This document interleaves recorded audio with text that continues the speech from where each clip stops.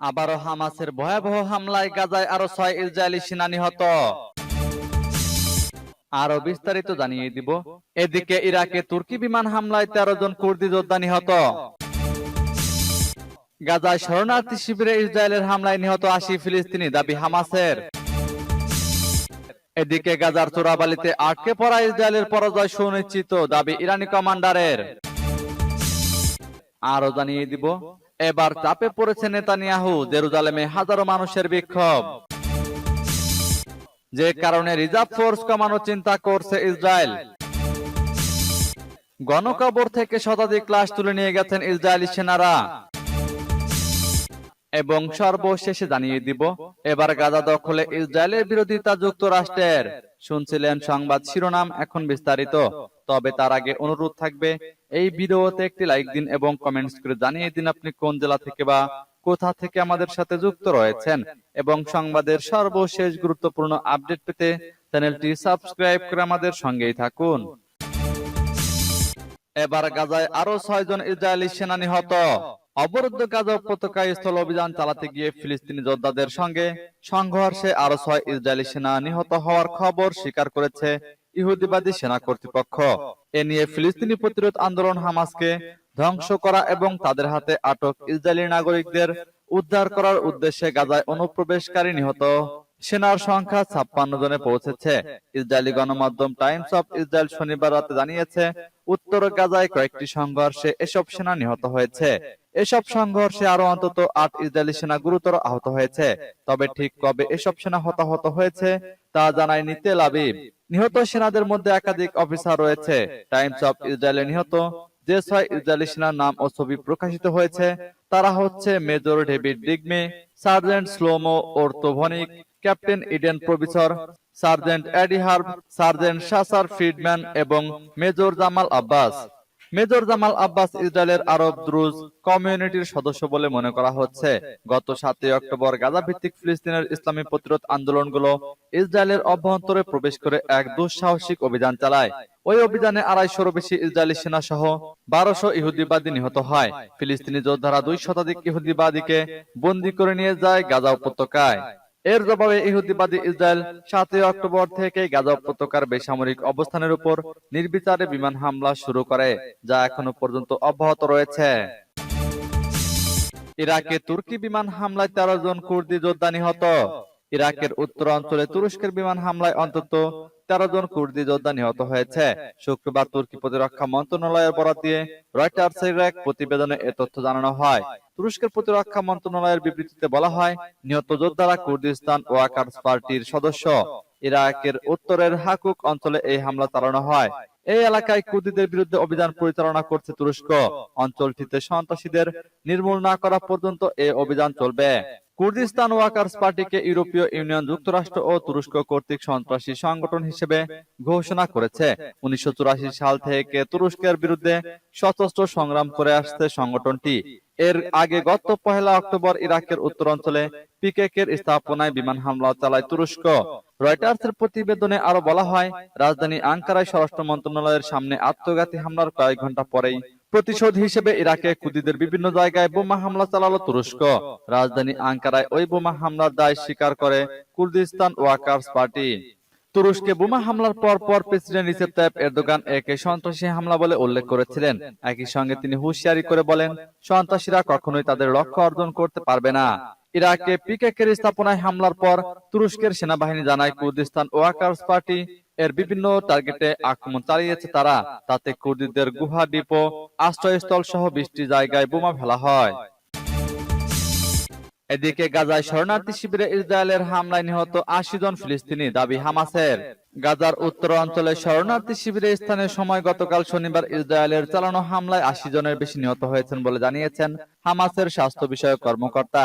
এই শরণার্থী শিবিরে জাতিসংঘ পরিচালিত একটি স্কুলও ছিল। স্কুলটি ইসরায়েল হামাস যুদ্ধে গৃহহীনদের আশ্রয় শিবির হিসেবে ব্যবহার করা হয়। সামাজিক যোগাযোগ মাধ্যমে ছড়িয়ে পড়া ভিডিওগুলোর সত্যতা যাচাই করেছে এএফপি। এসব ভিডিওতে আবাসিক ভবনের মেঝেতে রক্ত ও ধুলা মাখা অবস্থায় মরদেহ পড়ে থাকতে দেখা গেছে। জাবালিয়া শরণার্থী শিবিরেও ধ্বংসযজ্ঞ দেখা গেছে। গত 7 অক্টোবর থেকে গাজায় হামলা শুরু করে ইসরায়েল। ইসরায়েলি কর্তৃপক্ষ বলছে, হামলায় এ পর্যন্ত 1200 জন নিহত হয়েছেন। তাদের মধ্যে বেশিরভাগই ইসরায়েলের দক্ষিণ অঞ্চলের বেসামরিক নাগরিক। এছাড়া 240 জনকে জিম্মি করা হয়েছে। তবে হামাস সরকার বলেছে, ইসরায়েলের সেনাবাহিনীর বিমান ও স্থল অভিযানে 12,300 জন নিহত হয়েছেন। তাদের মধ্যে 5,000-এর বেশি শিশু। জাতিসংঘের মানবিক ত্রাণ বিষয়ক প্রধান মার্টিন গ্রিফস গাজায় হামলায় হতাহতের ঘটনার নিন্দা জানিয়েছেন। 7 অক্টোবর ইসরায়েলে হামলা চালায় গাজার স্বাধীনতাকামী সংগঠন হামাস। ওই দিন থেকে গাজায় নির্বিচার হামলা চালায় ইসরায়েলি বাহিনী। হামলার প্রতিবাদে বিশ্বের বিভিন্ন দেশে বিক্ষোভ মিছিল ও সমাবেশ করছেন শান্তিকামী মানুষ। এবার গাজার চূড়াবালিতে আটকে পড়া ইসরায়েলের পরাজয় সুনিশ্চিত দাবি ইরানি কমান্ডারের। ইরানের ইসলামী বিপ্লবী গার্ড বাহিনী বা আইআরজিসির শীর্ষ কমান্ডার মেজর জেনারেল হুসেইন সালামি বলেছেন, ফিলিস্তিনি প্রতিরোধ আন্দোলনগুলোর বিরুদ্ধে চলমান ক্ষয়জনিত যুদ্ধে ইহুদিবাদী ইসরায়েল অনিবার্য ধ্বংসের দিকে এগিয়ে যাচ্ছে। রাজধানী তেহরানে গতকাল ফিলিস্তিনি জাতির সমর্থনে আয়োজিত এক বিশাল জনসভায় ভাষণ দিতে গিয়ে তিনি এ হুঁশিয়ারি উচ্চারণ করেন। গত 7 অক্টোবর থেকে অবরুদ্ধ গাজা উপত্যকায় ইসরায়েলি নিরবিচ্ছিন্ন বিমান হামলার শিকার ফিলিস্তিনি শিশুদের প্রতি সংহতি জানিয়ে শনিবার ইরান জুড়ে ব্যাপক বিক্ষোভ সমাবেশ অনুষ্ঠিত হয়। রাজধানী তেহরান সহ ইরানের প্রায় প্রতিটি শহর ও গ্রামের অধিবাসীরা এসব সমাবেশে অংশগ্রহণ করেন।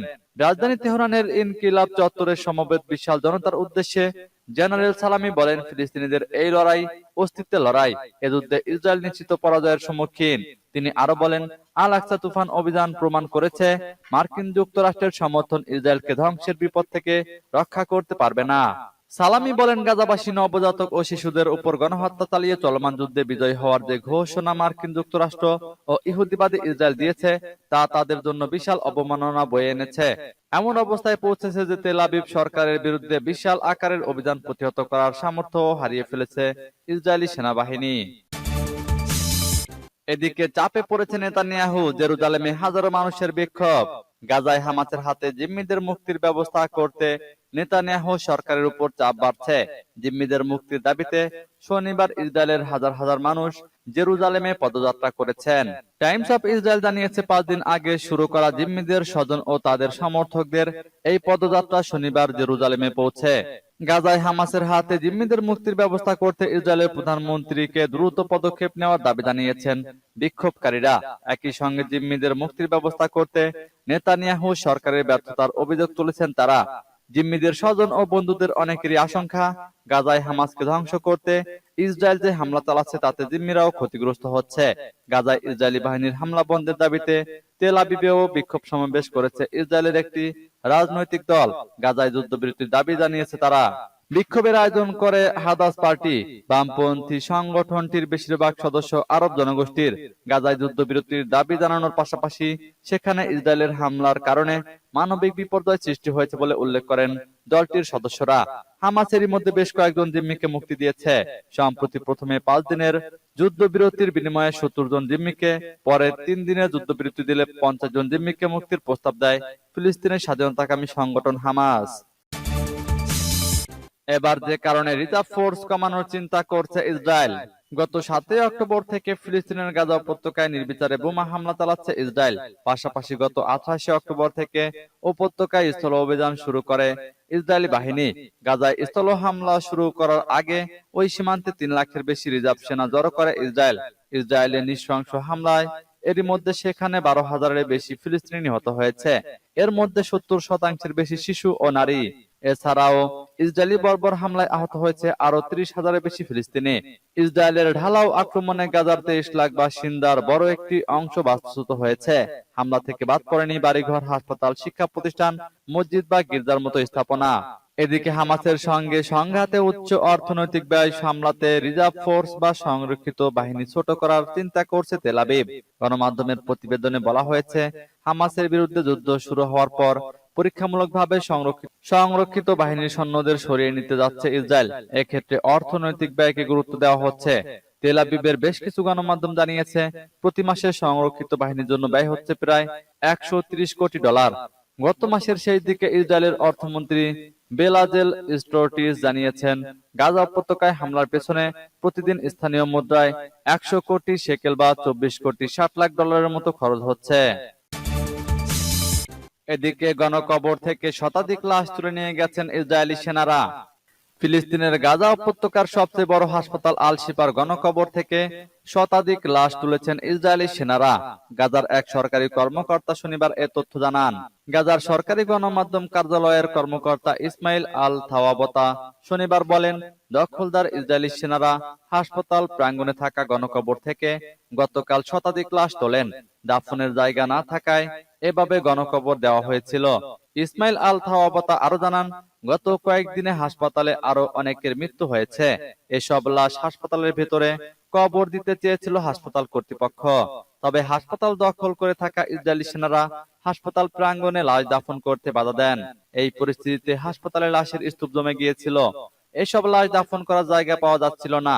এমন এক পরিস্থিতিতে হাসপাতাল কর্তৃপক্ষ হাসপাতাল প্রাঙ্গণে ১৫০ শতাধিক লাশ গণকবর দেয়। গত মঙ্গলবার আল শিফা হাসপাতালের পরিচালক মোহাম্মদ আবু সালমিয়া বলেন, ইসরায়েলি হামলার ভয়াবহতায় মারা যাওয়া ১৭৯ জনকে হাসপাতালটির চত্বরে গণকবর দিতে বাধ্য হয়েছেন তারা।